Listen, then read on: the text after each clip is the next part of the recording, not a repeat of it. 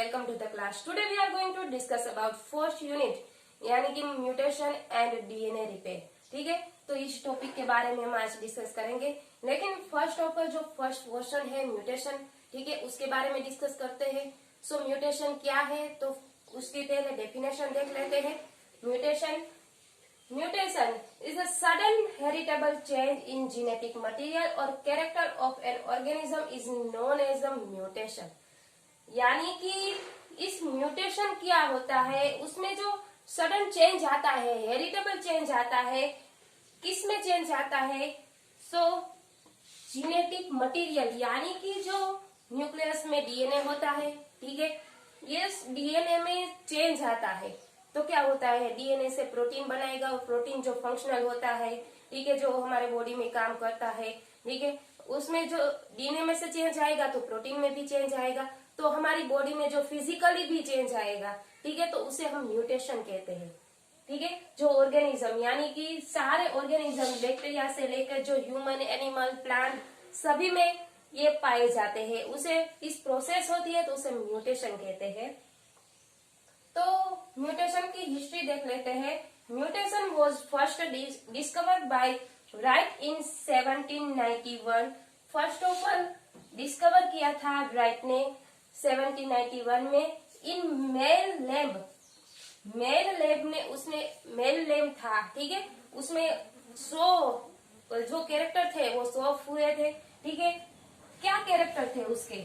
Short leg. उसमें short leg, एक leg था वो शॉर्ट था, तो उसने डिस्कवर किया कि किसकी वजह से ये शॉर्ट लेग हुआ है. ठीक है, एक लेग था वो नॉर्मल था, जो दूसरा लेग था वो शॉर्ट था, तो किसकी वजह से ये कैरेक्टर शो ऑफ हुए हैं? तो ये सब कैरेक्टर म्यूटेशन की वजह से. अगर बॉडी में म्यूटेशन आता है तो उसमें जो डीएनए की जो स्ट्रेन होती है, न्यूक्लियोटाइड है, उसमें चेंज आता है, वो प्रोटीन सिंथेसाइज करेगा, ठीक है, उसमें भी चेंज आएगा, तो फिजिकली भी चेंज आता है बॉडी में.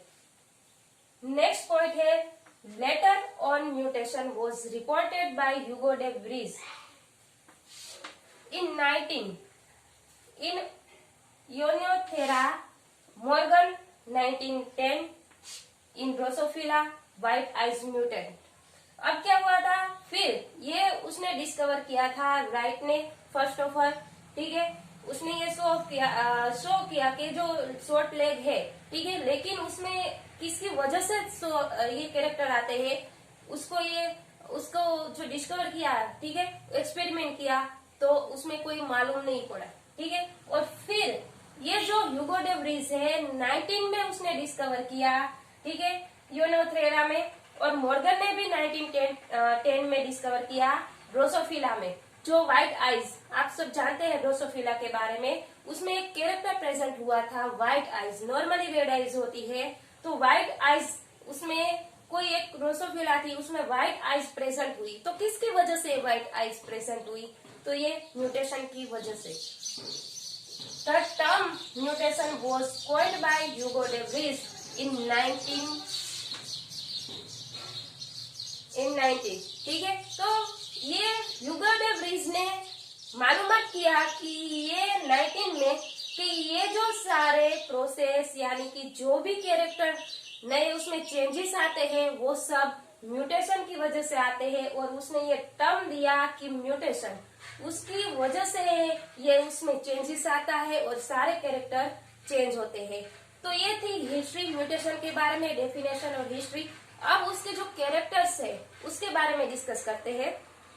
अब देखते हैं जो म्यूटेशन के जो सारे कैरेक्टर्स है उसके बारे में. तो जो फर्स्ट कैरेक्टरिस्टिक है वो क्या है? Generally mutant alleles are recessive to their wild type. अब क्या होता है, जनरली ये जो म्यूटेंट एलील होते हैं, ठीक है, वो रिसेसिव होते हैं. ठीक है, जो रिसेसिव होते हैं वो वाइल्ड टाइप कहते हैं. यानी कि जो डीएनए सीक्वेंस होती है, ठीक है, इस डीएनए सीक्वेंस के में ए के साथ टी जुड़ता है और सी के साथ जी जुड़ता है, तो ये वाइल्ड टाइप कहते हैं. ठीक है, तो ये नॉर्मली जो उसके बीच में बाइंडिंग होती है तो वो वाइल्ड टाइप, यानी कि उसमें कोई चेंजेस नहीं आता. ठीक है, तो रिसेसिव टाइप की होती है. और नेक्स्ट है most mutations are harmful but some are beneficial. क्या होता है, मोस्टली ये हार्मफुल होते हैं और कुछ ही ऐसे होते हैं जो बेनिफिशियल होते हैं। उसमें जो ये म्यूटेशन है उसमें एक उसका जो टाइप होता है स्पॉन्टेनियस म्यूटेशन, जो आगे आएगा उसके बारे में हम आगे डिस्कस करेंगे। तो ये spontaneous mutation occurs a very low rate, उसमें जो म्यूटेशन होता है वो वेरी लो टाइप में, उसका जो रेट होता है वो वेरी लो टाइप में होता है। नेक्स्ट है some genes show high mutations rate called as a mutable genes. अब ये जो म्यूटेशन होता है, ठीक है, तो कई ऐसे जीन है वो हाई म्यूटेशन करते हैं, ठीक है, जो हाई म्यूटेशन करते हैं उसे हम म्यूटेबल जीन्स कहते हैं। म्यूटेबल जीन्स के बारे में भी आगे आएगा। तो उसके बाद है highly mutation site which in genes are called at hotspot. अब क्या होता है, ऐसे कई जीन है जो हाई म्यूटेशन करते हैं, ठीक है, तो हाई म्यूटेशन करेगा तो ऑब्वियसली उसका जो रेट है वो हाई आएगा, ठीक है, तो उस जीन को हम म्यूटेबल जीन कहते हैं। अब ये जो हाईली म्यूटेशन कर रहा है म्यूटेबल जीन, ठीक है, उसकी जो साइट होती है, ठीक है, उस पर यह जीन प्रेजेंट होते हैं, वो साइट को हम उसे हॉटस्पॉट कहते हैं। उसका जो फर्स्ट है म्यूटेशन का, जो कितने 3-4 बार उसके जो पार्ट होते हैं म्यूटेशन में, उसका जो फर्स्ट है मॉर्फोलॉजी म्यूटेशन। मॉर्फोलॉजी म्यूटेशन क्या कहते हैं, change the micro organisms colonial और सेल्यूलर मॉर्फोलॉजी। ऐसे माइक्रो ऑर्गेनिज्म के जो उसकी जो कॉलोनियल और सेल्यूलर में चेंजेस आता है तो उसे क्या कहते हैं, मॉर्फोलॉजिकल म्यूटेशन, ठीक है। और नेक्स्ट है लेथल म्यूटेशन। लेथल म्यूटेशन में क्या होता है, व्हेन एक्सप्रेस, जब ये अलील्स यानी कि जो डीएनए होते हैं वो एक्सप्रेस होते हैं तो कई बार ऐसे होता है ये जो ऑर्गेनिज्म है वो डेथ हो जाते हैं, ठीक है, तो डेथ हो जाते हैं, लेकिन डेथ हो जाते हैं, ठीक है, लेकिन उसमें क्या होता है एक्चुअली इस प्रोसेस में कि जो माइक्रो ऑर्गेनिज्म है उसको ग्रो होना चाहिए, ठीक है, इसलिए उसे हम आइसोलेट करने के लिए उसे हम ग्रो करना ही पड़ता है, ठीक है। And study the lethal mutations are recovered only if they are recessive in diploid organism.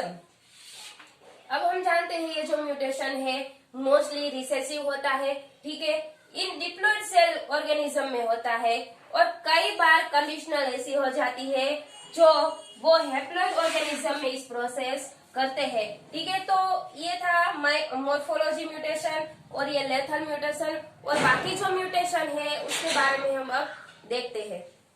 अब देखते हैं कुछ ऐसे म्यूटेशन जो म्यूटेशन पर अलग अलग उसमें चेंजेस होता है। तो फर्स्ट देखते हैं कंडीशनल म्यूटेशन।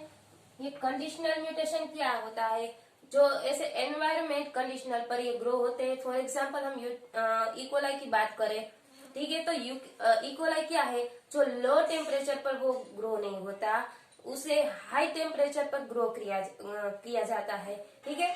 तो ऐसे हाइपोथेलिकल ऐसे म्यूटेंट है, ठीक है, जो हाई टेम्परेचर पर ग्रो होते हैं, और कुछ ऐसे कई बार ऐसा भी होता है कि कुछ ऐसे सेल होते हैं जो हाई टेम्परेचर पर डेथ भी हो जाते हैं। अब बात करें जो दूसरे है बायोकेमिकल म्यूटेशन की, ठीक है, तो बायोकेमिकल म्यूटेशन क्या होता है, ऐसे म्यूटेशन जो सेल में बायोकेमिस्ट्रिकली चेंज आता है, ठीक है, तो क्या होता है ये बायोसिंथेटिक पाथवे है वो अच्छी तरह से नहीं कर पाएंगे, ठीक है। और अभी ये जो बायोसिंथेटिक पाथवे है उसमें से जो ये प्रोटीन प्रोडक्ट मिलेगा, ठीक है, तो ये प्रोटीन प्रोडक्ट है वो अच्छी तरह से नहीं बन पाएगा, क्योंकि ये जो बायोकेमिस्ट्री में उसमें चेंज आ गया तो ये बायोसिंथेटिक पाथवे भी म्यूटेट हो जाएगा। अब उसकी जो प्रोडक्ट बनेगी वो भी उसमें म्यूटेशन आ जाएगा, ठीक है। तो जो हमें प्रोडक्ट चाहिए वो अच्छी तरह से नहीं मिल पाएगी, उसमें म्यूटेशन आ जाएगा। और जो है लास्ट है रेजिस्टेंट म्यूटेंट, वो ऐसे म्यूटेंट के जो केमिकली होते हैं, ठीक है।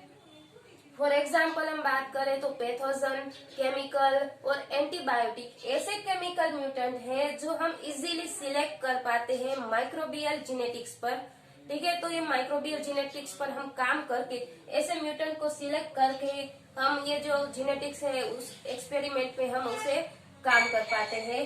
तो ये सारे था म्यूटेशन के बारे में, ठीक है। अब देखते हैं म्यूटेशन में दो टाइप के वो वे होते हैं, दो टाइप के उसमें म्यूटेशन होता है मेनली। फर्स्ट है स्पॉन्टेनियस म्यूटेशन और जो दूसरा है इंड्यूस्ड म्यूटेशन।